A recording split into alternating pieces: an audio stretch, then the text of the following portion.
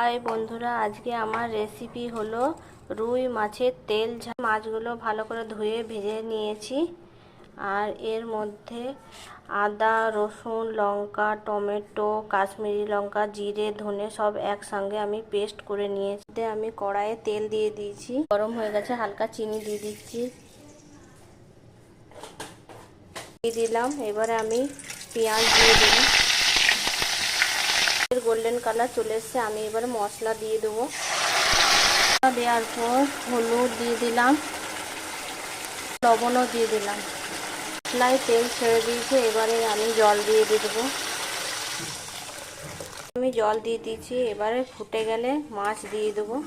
আমার ঝোলটা ফুটে উঠেছে, আমি এবার মাছগুলো সব দিয়ে দেবো।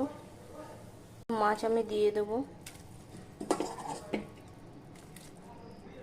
মাছ আমি দিয়ে দিয়েছি।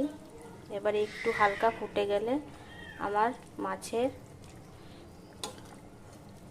তেল ঝাল রেডি হয়ে যাবে। মাছের তেল ঝাল রেডি হয়ে গেছে।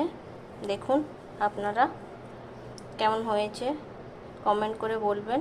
আপনাদের যদি এই রেসিপিটি ভালো লেগেছে তাহলে প্লিজ আমার চ্যানেলটিকে সাবস্ক্রাইব করে দিবেন।